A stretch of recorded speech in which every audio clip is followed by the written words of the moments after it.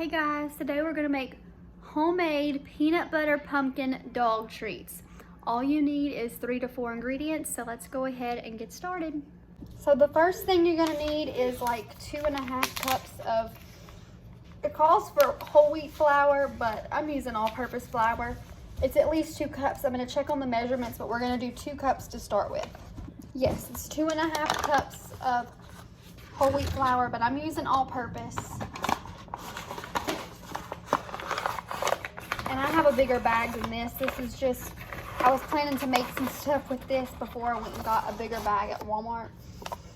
And so I had to run to the Dollar General. Well, we didn't end up using it. So I have 2 bags, and I'm gonna use this whole bag up between this and the other recipe I'm gonna be showing y'all. 1 cup, and I did this over my sink because it wants to spill everywhere.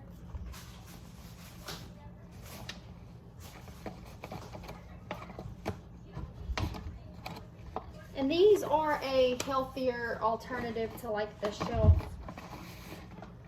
stable dog treats that you buy from like Dollar Tree, Walmart, stuff like that. And then I'm gonna do a half. You're gonna need two eggs. I was fixing to say 2 cups of eggs. I don't know what I'm thinking.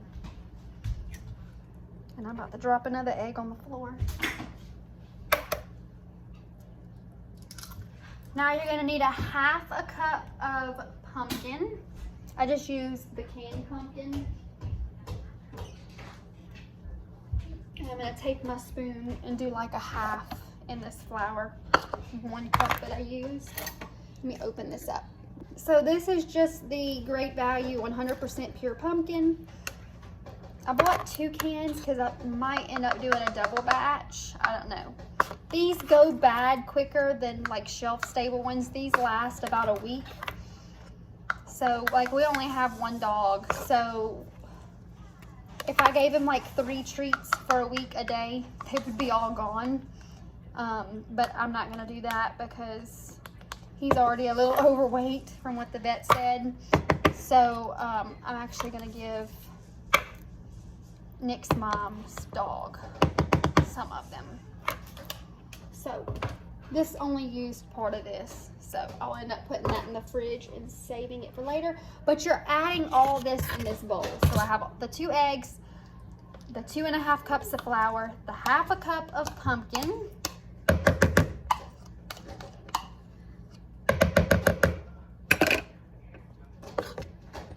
two tablespoons of peanut butter. I just used the Jif, but you can use whatever one you feel is safe for your dog. I'm gonna have to get another spoon. This peanut butter gets kind of sticky, so you have to kind of.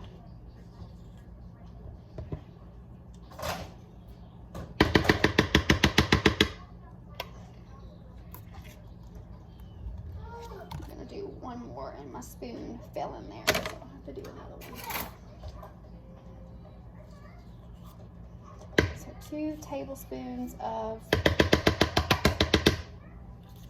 peanut butter. Now that that's done, I think I might add a little bit more just to be safe.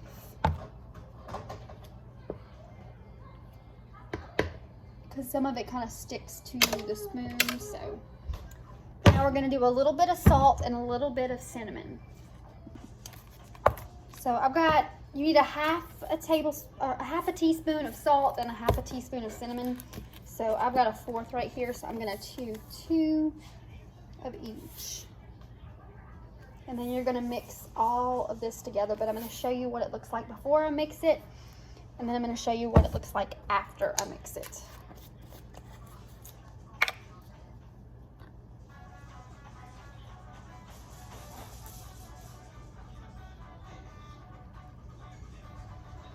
And this is just Great Value. I buy a lot of like my seasons off brand. So let me show you what it looks like now.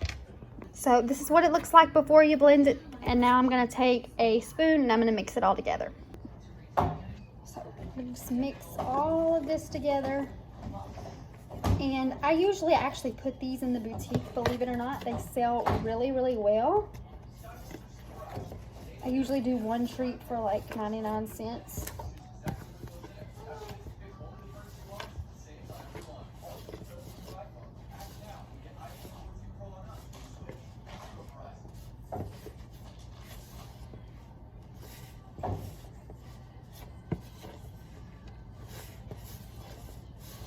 Mixing all this up, and mixing and mixing and mixing. Mason, are you getting into the soda, dude? He's crawling everywhere. Mason, are you getting into the soda? We have the cans of soda on the floor, and he's going after them. And so the pumpkin kind of holds this mixture together. It's gonna be a little clumpy, as you can see. I mean, it's going to be kind of like this. It's not like, you know, homemade cookies or something where it's going to be very liquidy or very, like, packed together. So, now that I've mixed this, I think I've got it pretty much how I want it, because you're going to have to do your hands in a minute anyways. So you want to set your oven on 350, but I'm going to add a little bit of water to this just to help blend this together. You add a teaspoon. You kind of just eye it basically. It just, the water kind of helps it stick. I'm going to add a little bit more. Like I said, it's not going to be a muffin mix. I mean, it's going to be a little lumpy because of the ingredients you're using. So don't expect your mixture to be perfect. So there's that. Now we're just gonna kind of roll these out, and it's gonna be sticky. If you have to, add a little bit of water at a time. I need to invest in a rolling pin because I've been doing so much baking lately, trying to make things more homemade, and I always end up having to use my hands because I don't have a rolling pin. So that is on my list next time I go to the store. But yeah, you're just gonna I'm gonna have to add a little bit of water to this to help it kind of spread.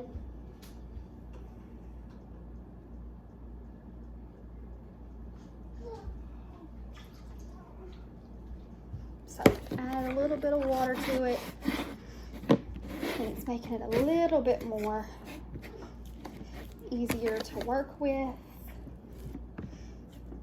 And I'm just doing a little bit at a time.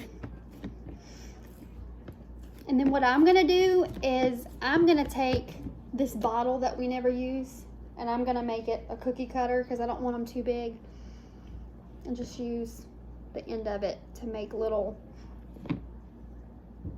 dog treats. But it takes about 40 minutes for these to bake, so you want to put them all in at the same time so it doesn't take so long to get your treats ready.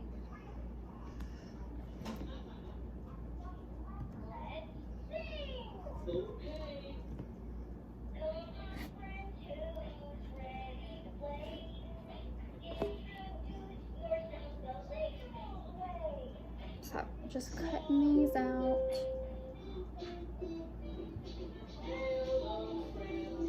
So this little bit of pumpkin, little bit of flour made this pan and this whole pan. And I'm fixing to throw it in the oven at 350 for about 40 minutes. The dogs in the neighborhood are gonna have a blast with these treats because, like I said, they only last about a week being homemade, so they have to be gone through pretty quick. And Remy and Dutch are not gonna eat all of these by themselves. So apparently Mason is sitting right here on my hip. I'm holding him, and he thinks these are edible because he's trying to reach for them, but I had to move the camera a little different so he can't grab the hot pan. Apparently he thinks they look edible, but basically these are done. Like, you can fit them as many as you can fit on a pan, fit them, because they don't expand, they don't get bigger. All they do is cook through and they become a crunchy dog treat, and they're a little soft on the inside. So that's my first pan, and there's the next one. They all started to hit the end whenever I took them out, but they all turned out really good.